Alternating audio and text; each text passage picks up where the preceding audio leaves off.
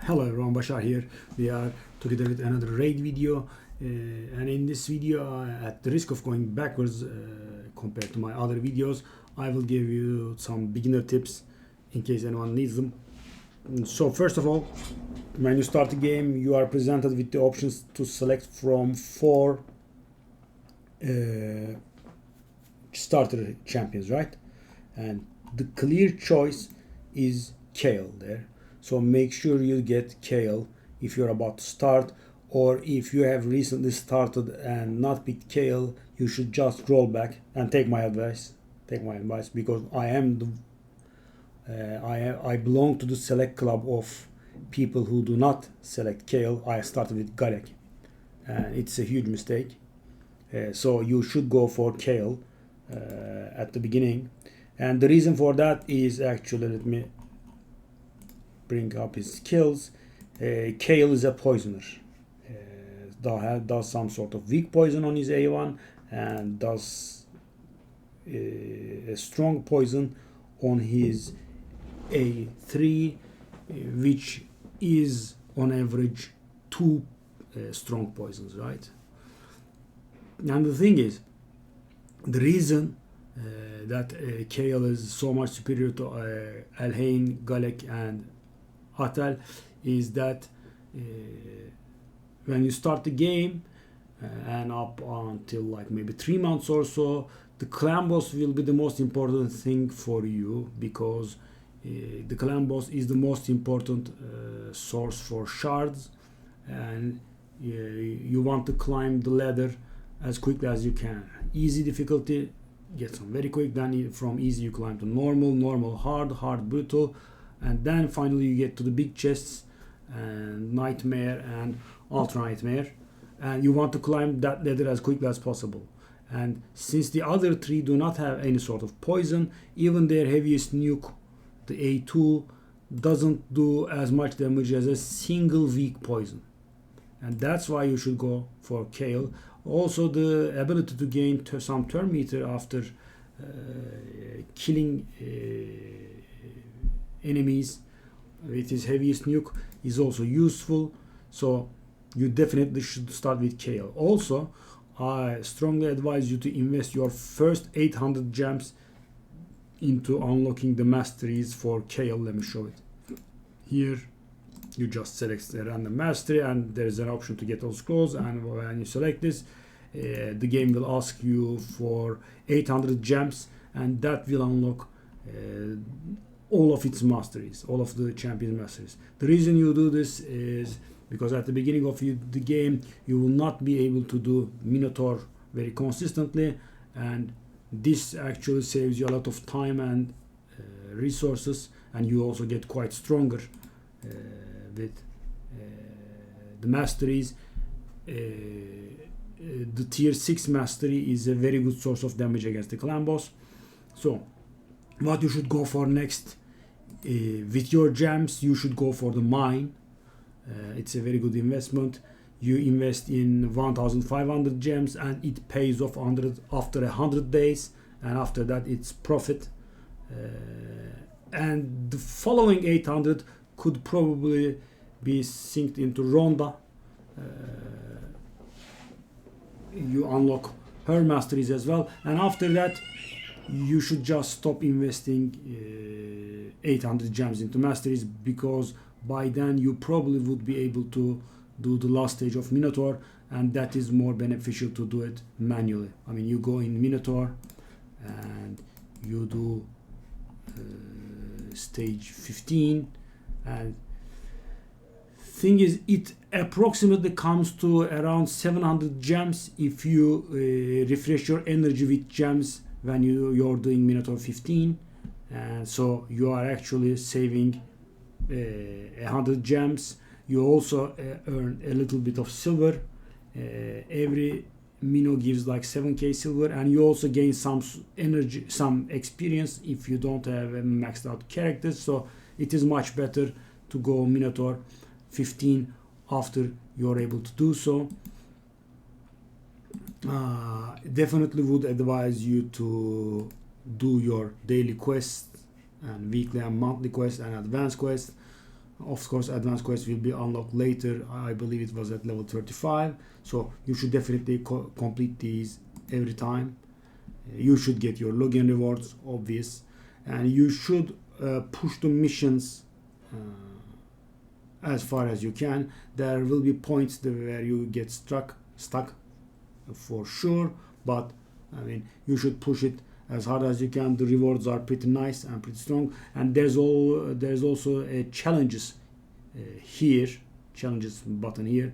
I have done my challenges, so it doesn't show up for me, but you should do the challenges as well. They also give nice rewards. You should try to climb in arena as much as you can because it gives you nice great all upgrades. So what else? And you should prioritize the clan boss very much here. So this one. So you should go hard at it, and you should obviously join a clan to do the clan boss, and you should make sure that the clan is active, right? You want the clan to kill the bosses that you're hitting. So for example, if you're a new player, you hit level 10, you can join a clan, you find an open clan and enter there, and make sure they kill easy and normal at the very least, because easy is extremely easy. I mean, you would be getting the max chest out of it on day 3 or so. I mean, I'm maybe exaggerating a little, but it would be very fast. It just asks you to deal 1.1 million damage, and you are allowed 4 keys per day. You make sure that you use all of your keys, and the formula for the clan boss is you should go for the difficulty from which you could get the last chest from, right? So if you can get the last chest from normal, you should go for it, and spare keys go on easy. Or if you can get the last chest from hard, you should get the last chest from hard, and spare keys should go to normal. And if you can get the normal last chest, you should go easy. That's how it goes. And if they are all killed, by the way, the reason about the kill is if a specific clan boss is killed, and if you have damage there, you will be getting double the chests. So that's why it's very important that the clan bosses should die, right? For example, I have, let's take a look here, I have around 84 million damage here, and that is for the last chest, right? So today I will be getting 2 last chests out of Ultra Nightmare, and I will also be getting 2 last chests out of Nightmare, because that requires, and I am also getting 2 last chests out of Brutal. So that's what you look for in a guild, right? But if you freshly started, you want these, right? Easy, normal, and maybe hard. And if they are not dying, just change clans. There's no cooldown or whatsoever. You just find yourself some guild that keys easy and normal at the very least, and hopefully hard.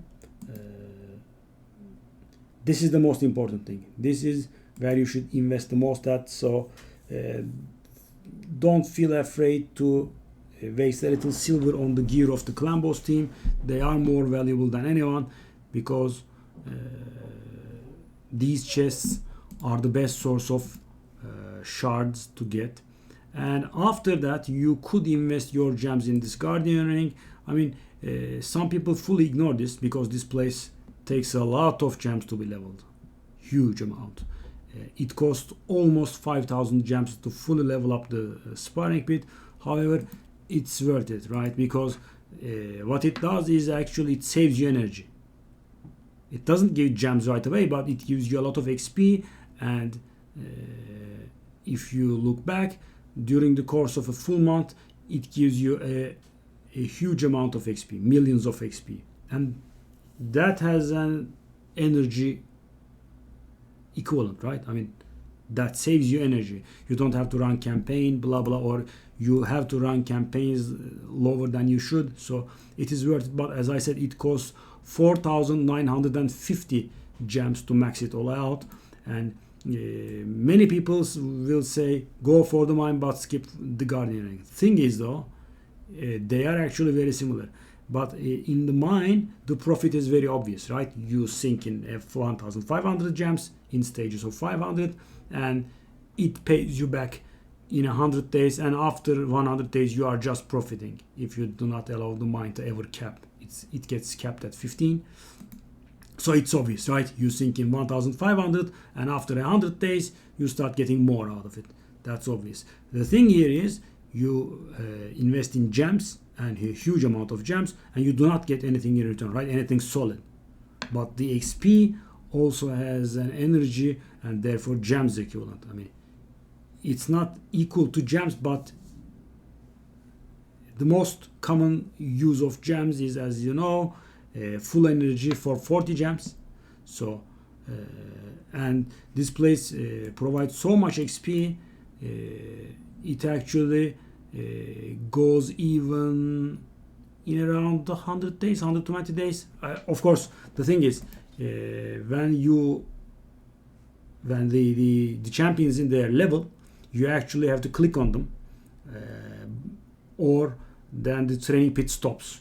I mean, you are not getting 100% value out of it. For example, if I take a look here after 20 minutes, then I will not be getting out of these 3 slots for 12 minutes, right? Because they are about to level in 8 minutes, and then I would be wasting the value. But the thing is, even though you waste, it gives a nice amount of XP, as you can see here. And if you add this up, it adds to approximately 21k XP per hour.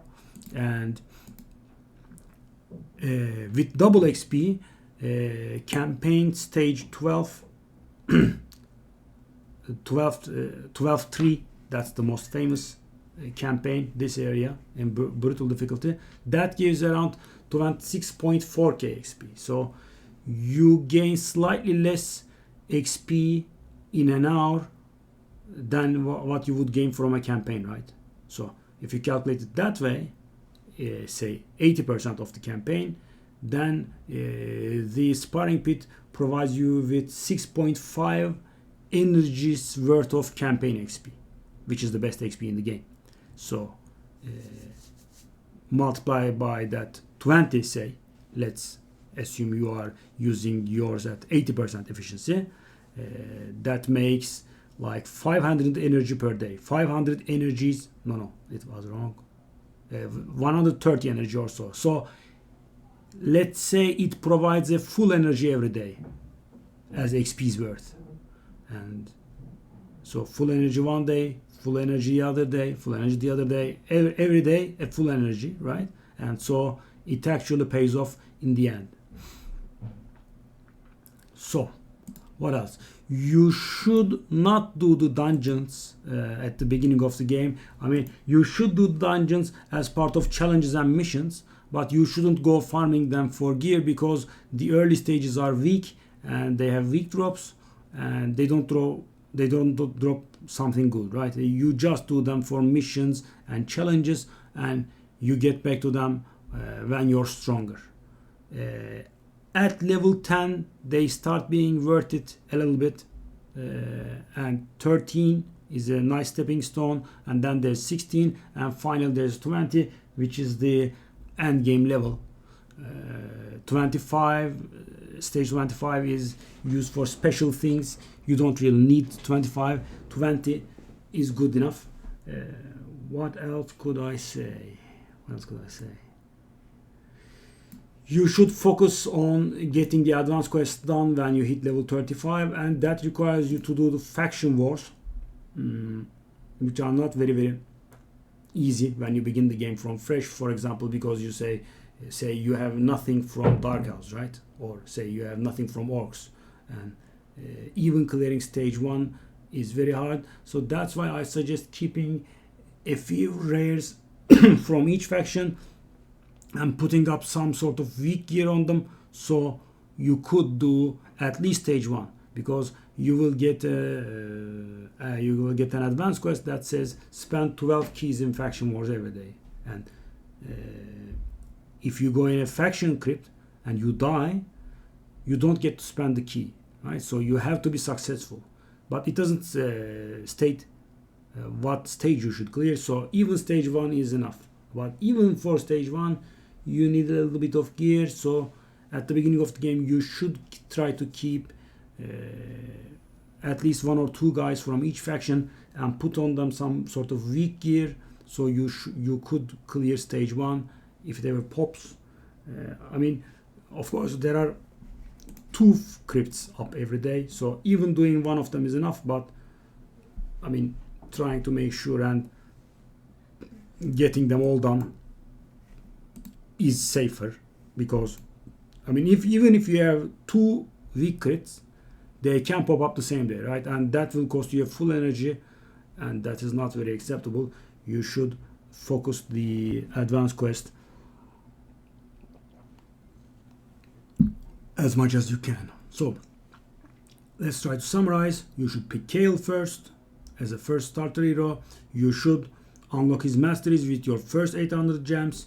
You should unlock the mine with your second pile of gems, that would be around 1500, and then with the other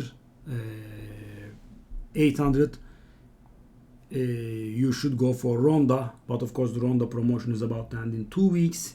Then you should just save them and use it on a decent champion that you have. Generally I've found that 2 is enough. So unlocking the masteries of 2 champions with gems is enough.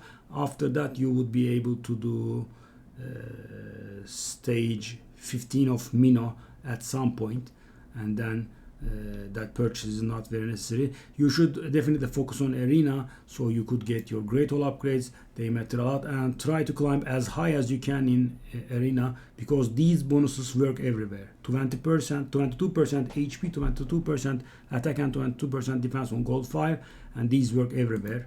So that's also very good. And make sure you don't just equip every champion with gear, because taking off gear costs silver, and it's a mistake that I did when I started the game. I mean, I did it too much and I wasted a lot of silver, so I had quite some problems. If you think a champion is food, then don't equip him at all, right? Just make him stay naked, and then when you're after feeding him for a champion to rank up, then you could feed him for free.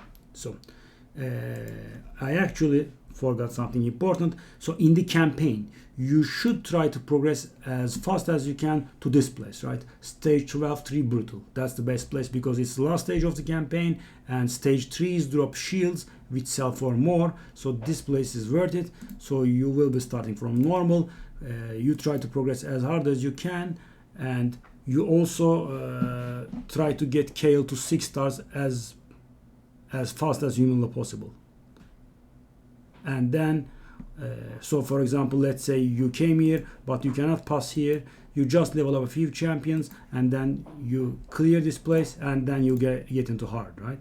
And after that you go into hard, get Kayle to 5 stars or something, farm here, and as soon as it's possible you jump into brutal and finally get here. And the way that you should do campaign is 1 main campaign farmer, which would be Kayle for you, and 3 foods. You enter and the farmer kills everything, and the escorting characters all gain XP, and they will become food for the ones that you want to level. Or you could just check the champions you want to level here, that's also always an option. And so this place is the final destination, right? You don't need to climb higher for XP farming, for campaign farming. Stage 12 3 brutal is the place to be, so you should get here as quickly as possible. So this is about it. If you have any questions or suggestions, feel free to drop them, and I will try to make a video for it, or maybe I can give some advice other than these for starters. I'll see you around. Bye bye guys.